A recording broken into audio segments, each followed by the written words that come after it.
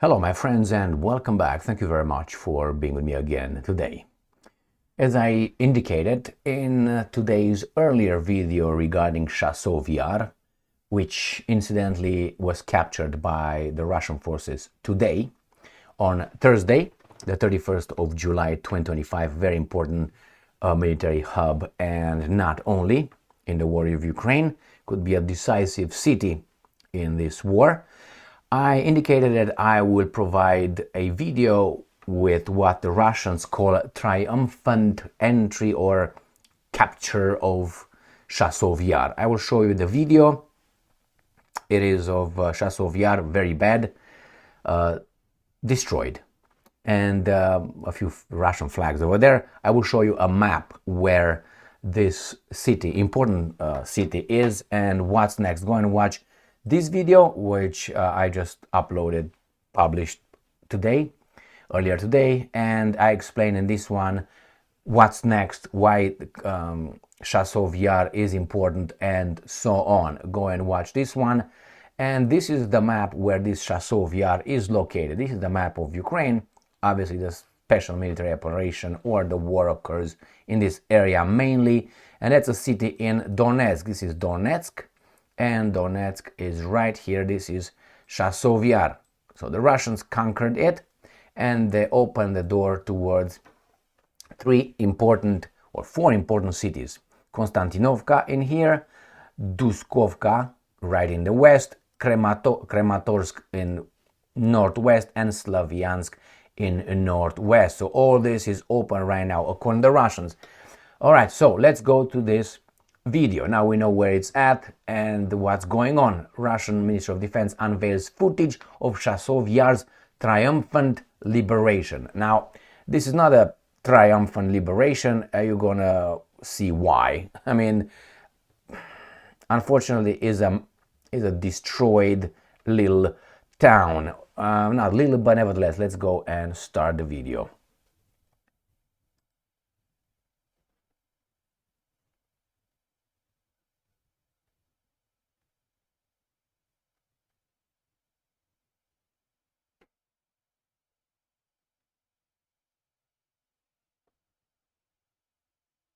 This city, this settlement is totally destroyed.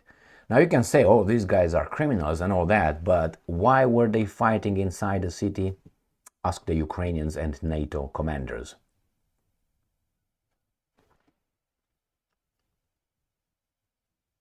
Remember, they could have declared, like many other big cities in Ukraine, open cities, but they didn't.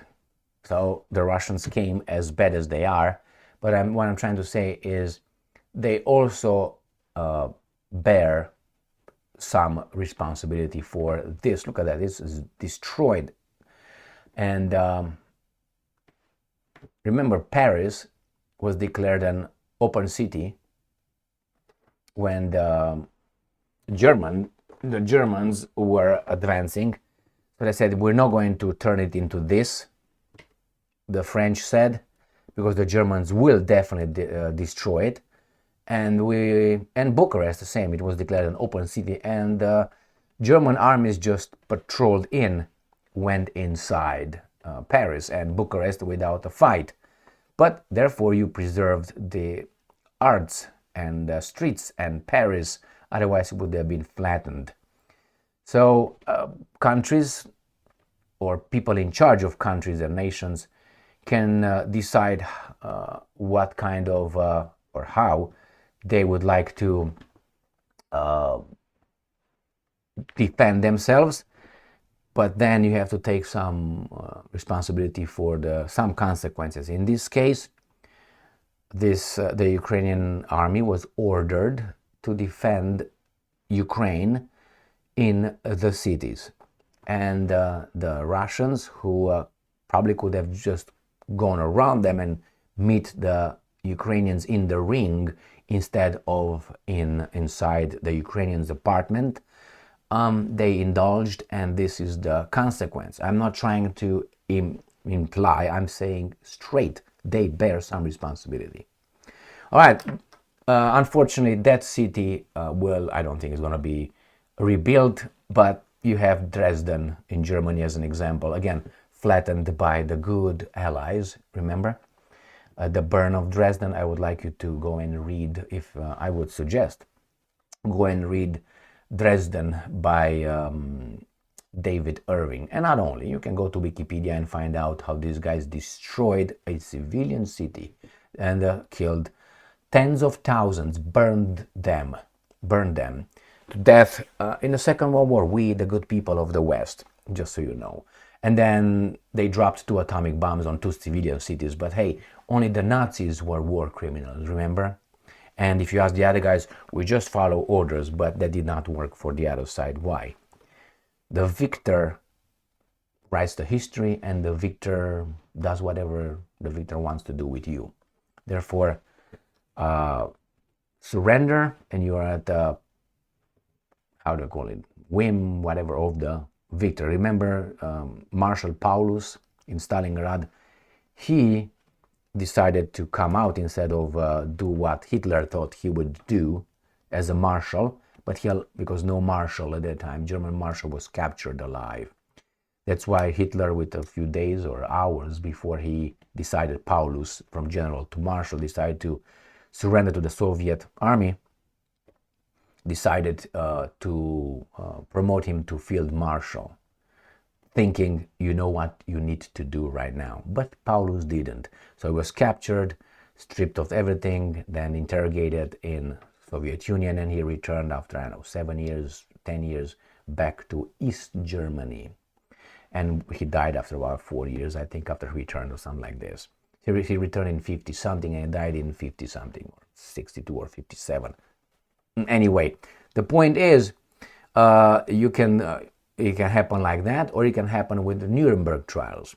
Nuremberg trials, remember, the some of the German military, the generals, came out, and they surrendered by themselves. You know what?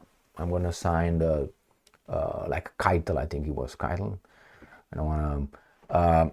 You come and you just signed these documents and all that, and Dönitz and all this, the Admiral Dönitz, and you come like the drug-infested Goering.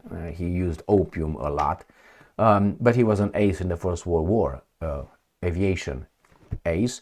They came out and they thought they're going to have a talk with the allies, with the good allies, with the Soviets, and they're going to be left alone. We're just general. Hitler is dead, so you're going to treat us nicely. They didn't know at that time that these guys were not acting like Europeans anymore, and you understand what I'm talking about. They were acting like the bazaar, and that is different kind of things: poisoning, hangings, public display of cruelty, nose cut, ear cut, and so on. The only thing that was missing was a camel dragging these guys along Berlin's streets, like Unter den Linden, for instance. Makes me vomit. So these guys were hanged. They thought they were going to be treated civilized, and these guys, no, you are a war criminal. We're going to make up things for you, things that were not before. As you know, you can't, like they said, that crime against humanity, up to that point, you couldn't charge anybody with that because that was in existence. So they created that one, and they charged them with something that was in existence in a book before the trial. I think you can't really do that. But nevertheless, whatever, they hung them, most of them. So Putin, if he thinks he's gonna just come and surrender, I don't think so. They will pull a Nuremberg trial on you in a second. So thank you very much for being with me again today. This is Chasov Yar, and this is the resultant of war that was instigated, and I would say the root cause is not in the East. The root cause is somewhere in the West. Look into some NATO, look into some US interests, look into some global interest using the Western countries and NATO in order to control, take over the planet. Yeah, that guy tried, supposedly, and he failed. And now we got these guys. But we're better because we are benevolent. We are going to help. We're empathetic. Look at the napalm these guys dropped in Vietnam. Look how they invaded Cambodia, Laos, Vietnam. Look at Yugoslavia, Iraq, Afghanistan, Libya, Syria. They mentioned Yugoslavia already. Now Iran, look what's going on in Ukraine. But we are the good people. Dropped 2 atomic bombs. Nobody else did it. But we are the good people. I'm not trying to take a shit on this, but I'm trying to balance the lie, right? Or at least to, yes. Let's say with my books on the Old Testament, Christian, Old Testament, or Judeo-Christian and so on. I'm not intending to take a dump on this or on that. I'm just showing that there are things that are not told or they are interpreted in a certain way, so it doesn't show the, what I mean, things that are not quite like that. The loving God or the loving West. No. After all, we're human. All of us. Thank you very much for being with me again today. Stay strong, stay smart, look for the truth, and be just.